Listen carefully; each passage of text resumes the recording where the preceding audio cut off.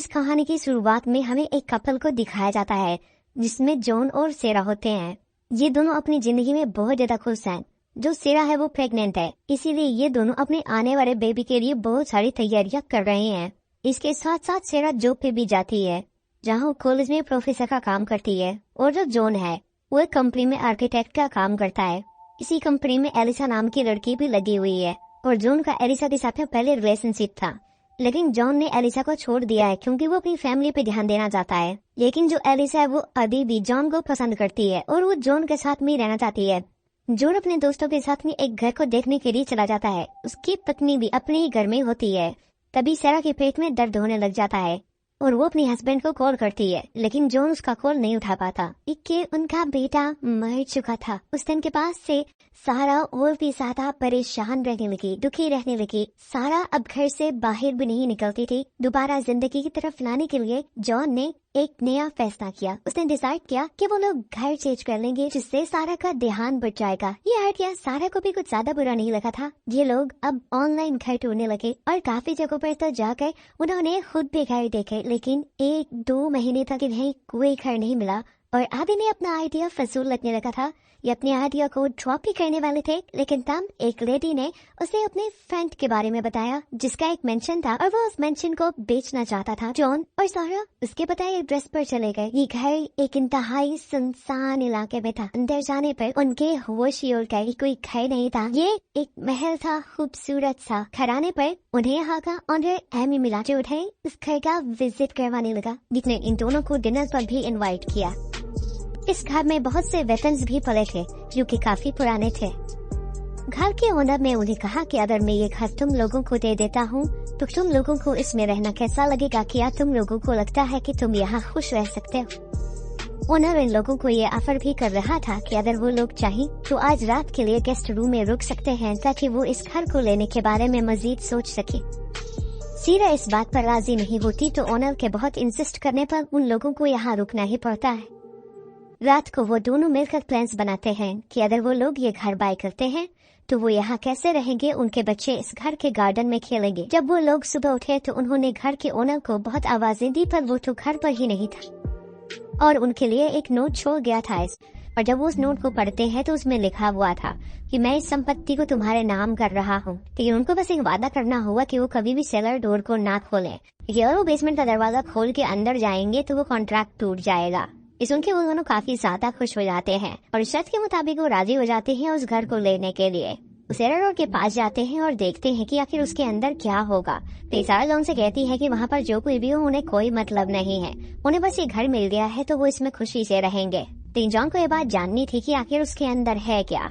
तो वहाँ पर एजेंट आ जाती है जो घर के कागजात उनके नाम करने के लिए आई थी और वो दोनों उस पर साइन कर देते हैं जिससे कि वो घर अब उनका हो जाता है। कुछ दिन बाद ये सभी उस घर में एक पार्टी रखते हैं जहाँ पे इनके फ्रेंड्स और कलीग्स आए होते हैं। जॉन वहाँ पर अलीसा को भी देखता है जो कि वहाँ पर बिन बुलाए आ गई थी और उसे देखकर वो हैरान हो जाता है और डरने लगता है कहीं वो उसके अफेयर के बारे में उसकी बीवी को ना बता दे। ये देखकर वो तुरंत अलीसा के पास जाता है और उससे पूछता है कि आखिर वो यहाँ पर क्यों आई है। तो अलीसा उससे कहती है कि उसको उसका नया घर देखने का मन था, इसीलिए वो यहाँ पर आई है देखने के लिए। जॉन उससे कहता है कि उनके पीछे जो कुछ भी था वो खत्म हो चुका है, तो वो उसका पीछा करना बंद कर देगी कि वो सिर्फ अपनी वाइफ से ही प्यार करता है। सुनकर अलीसा कहती है कि यार उसे अपनी वाइफ से ही प्यार है तो वो उसके साथ क्यों सोता था। तो जॉन इस बात का कोई भी जवाब नहीं देता और वहाँ से चला जाता है। तभी उन लोगों को बाहर एक अननोन आदमी नजर आता है जो कि उस घर को घूरे जा रहा था और जॉन जब उससे बात करने के लिए आता है तो वो आदमी उससे कहता है कि जितनी जल्दी हो सके वो इस घर को चला दे, वरना ये घर उसे बर्बाद करके रख देगा। ठीक है कि वो आदमी तुरंत वहाँ से चला जाता है और जॉन और सारा सोचने लगते हैं कि आखिर उसने ऐसा क्यों कहा। अगले दिन जब जॉन ऑफिस आया तो उसे एक और हैरान करने वाली बात ये पता चली, एलिसा ने उसके गुस्से में ऑफिस में उसके खिलाफ एक रिपोर्ट की थी जिसकी वजह से अब ऑफिस में उसे सस्पेंड कर दिया गया था और मामले की इन्वेस्टिगेशन करने की बात की थी। जॉन इन चीजों से बहुत परेशान था। ये बात तो अपनी वाइफ को भी नहीं बता सकता था क्योंकि उसे डर था कि कहीं उसकी वाइफ को लिसा के बारे में ना पता चल जाए। उसने अपनी वाइफ के साथ ऐसा ही बिहेव किया जैसा सब कुछ नॉर्मल चल रहा हो और घर पे फारिग टाइम पे अब उसका ध्यान जाने लगा बेसमेंट के उसी दरवाजे पर जिसे एमी ने खोलने से मना किया था। ये सोचते हुए वो बेसमेंट के दरवाजे के सामने था। वो सोच रहा था कि आखिर ऐसा इसमें था भी क्या कि इसे खोलना मना था। वो ताला तोड़े बगैर इसे खोलने की ट्राई करता है एक रॉड के जरिए, लेकिन जब दरवाजा नहीं खुला तो उसने डिसाइड किया कि वो इस घर का डिजाइन देखेगा, जिससे उसे पता चल जाएगा कि आखिर इस बेसमेंट के अंदर है क्या। अब तो इसने इस घर का मैप निकलवाया और जिस आदमी ने इसे मैप दिया इसने जान को इस घर के बारे में बताया कि 25 साल पहले की बात है। इस घर में एक कपल रहा करता था। वो लोग एक दूसरे के साथ बहुत खुश थे। फिर अचानक से एक दिन इस घर के ओनर की बीवी कहीं खो गई और उसका खोना आज तक एक मिस्ट्री ही है, क्योंकि कोई भी नहीं जानता कि वो कहाँ गई। घर आकर जान ने मैप देखा। इस जगह का एक रास्ता घर के अंदर से भी होकर जाता था। जान इसी रास्ते से होता हुआ आगे बढ़ने लगा। सीरत की क्लास खत्म हो चुकी थी तो वो घर की तरफ ही आ रही थी। जान अपना काम कर रहा था। उस डब्बे से एक और दरवाजा नजर आ जाता है। वो इस दरवाजे को काटने की भी कोशिश करता है। जब सीरत की गाड़ी की आवाज आई तो वो जल्दी से घर के अंदर वापस आ गया। इसी वजह से वो इस दरवाजे को बंद कर देता है और अपनी पत्नी को पता भी नहीं चलने देता। लेकिन ऊपर से जॉन के ऊपर एक और मुसीबत आई हुई है और वो मुसीबत एलिसा की है। इसीलिए वो अगले दिन एलिसा से अकेले में मिलने के लिए जाता है, जहाँ उसे एक पार्किंग एरिया में बुला लेता है।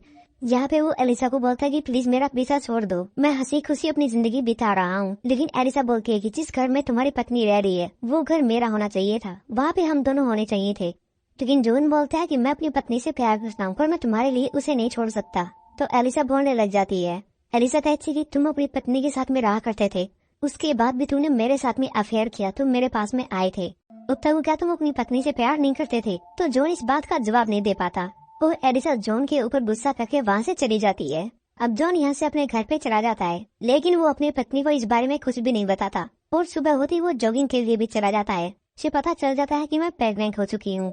इस बात से वो बहुत ज्यादा खुश होती है। लेकिन यहाँ पे अजीब बात होती है, जो ब्लूप्रिंट था वो यहाँ पे सेरा को भी मिल जाता है। इसीलिए सेरा भी फैसला कर लेती है कि मुझे भी एक बार उस बेसमेंट को चेक करना चाहिए। इसीलिए वो सीढ़ियों के नीचे वाला रास्ता इस्तेमाल करती है, उस बेसमेंट के अंदर जाती है। उसे पता चल जाता है कि जॉन ने यहाँ पे दरवाजा काटने की कोशिश भी की थी। तभी हम देखते हैं कि यहाँ पे एलिस आ चुकी है, जो सेरा को सब कुछ बताने के लिए आई है। इसीलिए सेरा जल्दी से बेसमेंट से बाहर आती है, लेकिन उसे पता चल जाता है कि जो आया था वो इंसान जा चुका है। और हम जॉन को भी देखते हैं, वो एलिसा की गाड़ी को देखता है। उसे पता चल जाता है कि ये गाड़ी तो मेरे घर की तरफ से आई है, शायद एलिसा ने मेरी पत्नी को सब कुछ बता दिया।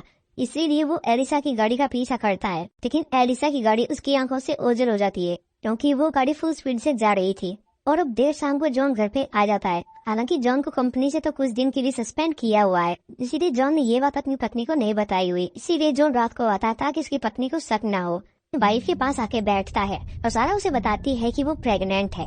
और ये खबर सुन के वो बहुत ज्यादा खुश हो जाता है। सारा उससे पूछती है कि आखिर वो बेसमेंट के अंदर क्यों गया था, तो उसे कहता है कि उसे पता लगाना था कि आखिर उसके अंदर क्या है।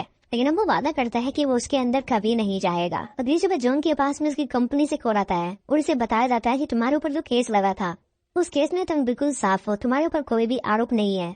और ये दोनों मिलकर यहाँ पे आने वाले बेबी के लिए अपना रूम तैयार करने लग जाते हैं। जॉन यहाँ पे देखने लग जाता है कि दीवार पे एक गोली का निशान है और इस दीवार के अंदर एक गोली लगी हुई है।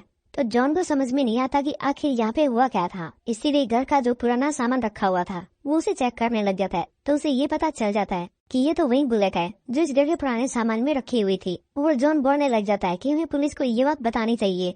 मुझे लगता है कि जो एमेट नाम का आदमी है उसने अपनी पत्नी और बेटी को मारा है और इस सेलर डोर के पीछे छुपाया है। लेकिन सेरा बोलती है कि हम इस मामले में नहीं पड़ना चाहते, क्योंकि अगर हमने पुलिस को ये बात बताई तो ये घर हमारे हाथ से चला जाएगा और मैं ऐसा बिल्कुल भी नहीं चाहती। तो अपनी पत्नी के कहने पे वो बिल्कुल शांत हो जाता है। अब जॉन अगले दिन ऑफिस में चला जाता है, जहाँ से ये पता चल जाता है कि जो एलिसा है उसकी कार लावार इस जगह पे मिली है और एलिसा का कोई अता पता नहीं है। अगले दिन उनके घर में 2 डिटेक्टिव आते हैं उसके पति से पूछताछ करने के लिए और वो जॉन से पूछते हैं कि आखिर उसकी गर्लफ्रेंड कहाँ पर है। तो जॉन उन्हें बताता है कि वो आखिरी बार उससे बेसमेंट में मिला था और उसके बाद उसने उसे कभी नहीं देखा। अब उन डिटेक्टिव्स का शक होता है कि जॉन ने ही उसे मारा है। लेकिन सारा उनके बीच आ जाती है और उनसे कहती है कि जिस दिन वो गायब हुई थी उस दिन उसका पति उसके साथ था। और ये गवाही सुन के वो दोनों वहाँ से चले जाते हैं। सारा जॉन से कहती है कि उसे उससे ये उम्मीद नहीं थी, अगर उसने ऐसा किया अभी तो उसे कोई फर्क नहीं पड़ता। उसे बस अपने बच्चे का फ्यूचर सिक्योर करना है और वो उससे प्यार करती है, इसीलिए वो उसे माफ कर रही है। उसे ये भी कहती है कि उसे पता है कि जब उनका मिस कैरेज हुआ था तो वह अलीशा के साथ ही रंगरलियां मना रहा था, लेकिन वो हॉस्पिटल में थी जो कि दर्द से पीड़ित थी और समझ गई थी कि उसका अफेयर अलीशा से चल रहा है, लेकिन वो इसलिए चुप थी क्योंकि वो उससे प्यार करती है और वो उससे अलग नहीं होना चाहती उनके बच्चे की खुशी के लिए, क्योंकि अगर उनका बच्चा उन दोनों को सेपरेट होता हुआ देखेगा तो उसे बहुत दुख होगा। रात को जॉन जब सो रहा होता है तो अचानक से उसे ख्याल आता है कि एक आदमी उसे घर के बाहर मिला है जिसने कहा था कि ये घर उसे बर्बाद कर देगा और उसकी बात के मुताबिक ऐसा ही हो रहा है। इसीलिए वो तुरंत सर्च मारता है कि इस घर का प्रीवियस ओनर कौन था और उसे पता चलता है कि जो आदमी उसे मिला था वही उसका प्रीवियस ओनर था और उसी का नाम पॉल है। ये देखकर अगले दिन वो पॉल से मिलने के लिए जाता है। यहाँ वो पॉल से पूछता है कि आखिर उस सेलर डोर के पीछे क्या है, तो पॉल उससे कहता है कि वो भूल कर भी उस दरवाजे को ना खोले, अगर वो उसे खोल देगा तो वो उसे झेल नहीं पाएगा। उसे यही बताते हैं कि उसकी वाइफ और उसका डाइवोर्स हो चुका है और उसके पीछे भी उस सेलर डोर का ही हाथ है। अब ये सुन के जॉन हैरान हो जाता है और समझ में नहीं आता कि आखिर वो क्या करे।